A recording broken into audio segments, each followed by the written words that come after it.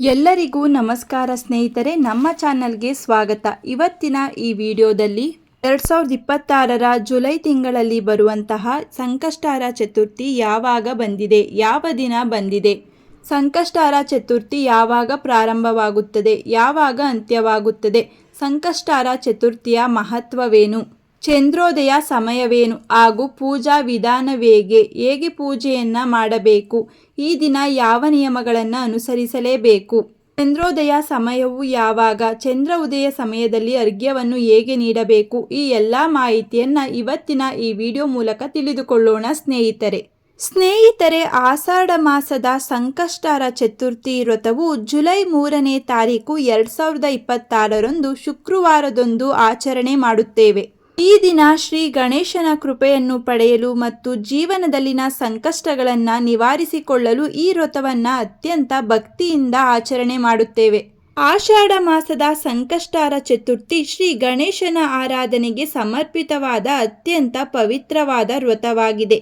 ಈ ದಿನ ಭಕ್ತರು ಉಪವಾಸವನ್ನು ಆಚರಿಸಿ ರಾತ್ರಿ ಚಂದ್ರ ದರ್ಶನದ ನಂತರ ವ್ರತವನ್ನು ಮುಕ್ತಾಯಗೊಳಿಸುತ್ತಾರೆ. ಸಂಕಷ್ಟಾರ ಚತುರ್ಥಿಯ ಪೂಜಾ ಮಹತ್ವವೆಂದರೆ, ಹಿಂದೂ ಧರ್ಮದಲ್ಲಿ ಪ್ರತಿ ತಿಂಗಳ ಕೃಷ್ಣ ಪಕ್ಷದ ಚತುರ್ಥಿಯಂದು ಸಂಕಷ್ಟಾರ ಚತುರ್ಥಿಯನ್ನು ಆಚರಿಸಲಾಗುತ್ತದೆ. ಗಣೇಶನನ್ನ ಬುದ್ಧಿ, ಜ್ಞಾನ ಮತ್ತು ವಿಘ್ನ ನಿವಾರಕ ಎಂದು ಪೂಜೆ ಮಾಡುತ್ತೇವೆ.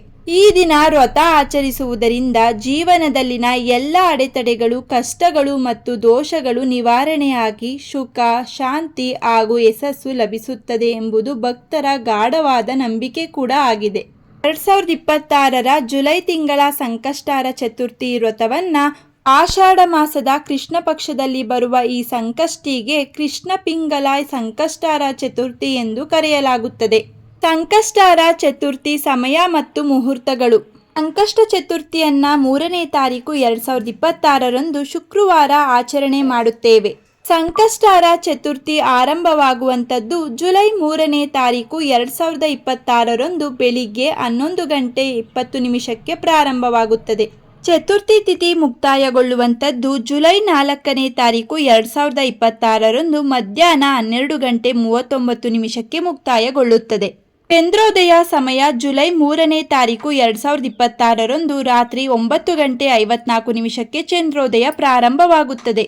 ಈ ಸಮಯದಲ್ಲಿ ಸಂಕಷ್ಟಿಯರ ಚತುರ್ಥಿ ವ್ರತದ ಅರ್ಘ್ಯವನ್ನು ಸಮರ್ಪಣೆ ಮಾಡಬೇಕು. ಈ ದಿನ ಸೂರ್ಯೋದಯ ಬೆಳಿಗ್ಗೆ 5:55 ಪ್ರಾರಂಭವಾಗಿ ಸೂರ್ಯಾಸ್ತ ಸಾಯಂಕಾಲ 6:50 ಮುಕ್ತಾಯಗೊಳ್ಳುತ್ತದೆ.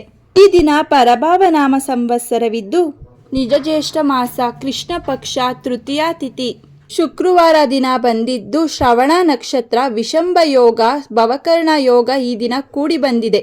ಚಂದ್ರ ದರ್ಶನದ ನಂತರ ವ್ರತವನ್ನ ಪಾರಣ ಮಾಡಬೇಕು. ಸಂಕಷ್ಟಾರ ಚತುರ್ಥಿ ವ್ರತ ಪೂಜೆ ಮಾಡಲು ಸಮಯವೆಂದರೆ ಜುಲೈ 3ನೇ ತಾರೀಕು ರಾಹುಕಾಲ ಮತ್ತು ಯಮಗಂಡ ಕಾಲ ಇವೆರಡನ್ನು ಬಿಟ್ಟು ಉಳಿದ ಸಮಯದಲ್ಲಿ ದಿನಪೂರ್ತಿ ಪೂಜೆಯನ್ನ ಮಾಡಬಹುದು. ಸಂಕಷ್ಟಾರ ಚತುರ್ಥಿ ವ್ರತವನ್ನ ಆಚರಿಸುವುದರಿಂದ ಜೀವನದ ಅಡೆತಡೆಗಳು ನಿವಾರಣೆಯಾಗುತ್ತವೆ, ಕಾರ್ಯಗಳಲ್ಲಿ ಯಶಸ್ಸು ದೊರೆಯುತ್ತದೆ, ಆರ್ಥಿಕ ಹಾಗೂ ಕುಟುಂಬದ ಸಂಕಷ್ಟಗಳು ಕಡಿಮೆಯಾಗುತ್ತವೆ, ಬುದ್ಧಿ, ಜ್ಞಾನ ಮತ್ತು ಶುಭ ಫಲಗಳು ಲಭಿಸುತ್ತವೆ. ಅಷ್ಟೇ ಅಲ್ಲದೆ ಸಂತಾನ ಸುಖ ಮತ್ತು ಆರೋಗ್ಯವು ವೃದ್ಧಿಯಾಗುತ್ತದೆ. ಕಾಲಬಾಧೆ, ಶತ್ರುಬಾಧೆ ಮತ್ತು ಮಾನಸಿಕ ಒತ್ತಡವನ್ನು ಕಡಿಮೆ ಮಾಡುತ್ತದೆ ಹಾಗೂ ಶಿಕ್ಷಣ, ಉದ್ಯೋಗ ಮತ್ತು ವ್ಯಾಪಾರದಲ್ಲಿ ಯಶಸ್ಸು ದೊರೆಯುತ್ತದೆ. ನಮ್ಮ ಜೀವನದಲ್ಲಿ ಸಮೃದ್ಧಿಯು ನೆಲೆಸುತ್ತದೆ. ಸಂಕಷ್ಟಾರ ಚತುರ್ಥಿ ಸರಳ ಪೂಜಾ ವಿಧಾನ. ಬೆಳಿಗ್ಗೆ ಬೇಗ ಎದ್ದು ಸ್ನಾನ ಮಾಡಿ ಶುದ್ಧವಾದ ವಸ್ತ್ರವನ್ನು ಧರಿಸಬೇಕು. ಮನೆಯನ್ನ ಶುಚಿಗೊಳಿಸಿ ದೇವರ ಮನೆಯನ್ನ ಸಿದ್ಧಪಡಿಸಿಕೊಂಡು ರಂಗೋಲಿಯನ್ನ ಹಾಕಿ ಸ್ವಚ್ಛ ಮಾಡಿಕೊಳ್ಳಬೇಕು. ದೇವರ ಮನೆಯಲ್ಲಿ ಗಣೇಶ ದೇವರ ವಿಗ್ರಹ ಅಥವಾ ಫೋಟೋವನ್ನ ಇಟ್ಟು ಎರಡೂ ಕಡೆ ದೀಪವನ್ನ ಹಚ್ಚಿಟ್ಟುಕೊಂಡು ಪೂಜೆಯ ಸ್ಥಳದಲ್ಲಿ ಕುಳಿತು ಓಂ ವಿಘ್ನೇಶ್ವರಾಯ ನಮಃ ಎಂಬ ಮಂತ್ರವನ್ನ ಜಪಿಸುತ್ತಾ ಉಪವಾಸವನ್ನ ಕಟ್ಟುನಿಟ್ಟಾಗಿ ಆಚರಿಸುವ ಸಂಕಲ್ಪವನ್ನ ಮಾಡಿಕೊಳ್ಳಬೇಕು. ಗಣಪತಿಗೆ ಗಂಧ, ಕುಂಕುಮ, ಅಕ್ಷತೆ, ಹೂವು, ಪಂಚಾಮೃತ ಅಭಿಷೇಕ, ಶುದ್ಧೋದಕ ಅಭಿಷೇಕವನ್ನ ಅರ್ಪಣೆ ಮಾಡಬೇಕು.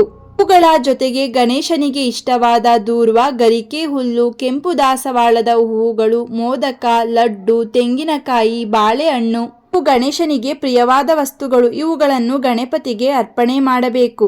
ದೀಪ, ಧೂಪ, ಪೂಜೆಯನ್ನ ಸಲ್ಲಿಸಿದ ನಂತರ ನೈವೇದ್ಯವನ್ನ ಸಮರ್ಪಣೆ ಮಾಡಿ ಗಣೇಶನಿಗೆ ಜಪಿಸಬೇಕಾದ ಮಂತ್ರಗಳು. ಗಣೇಶನ ಮೂಲ ಮಂತ್ರ ಓಂ ಗಂ ಗಣಪತಿಯೇ ನಮಃ ಎಂಬ ಮಂತ್ರವನ್ನ 108 ಬಾರಿ ಜಪ ಮಾಡಿ. ಹಾಗೆ ಗಣೇಶನ ಧ್ಯಾನ ಶ್ಲೋಕವನ್ನ ಹೇಳಿಕೊಳ್ಳಿ.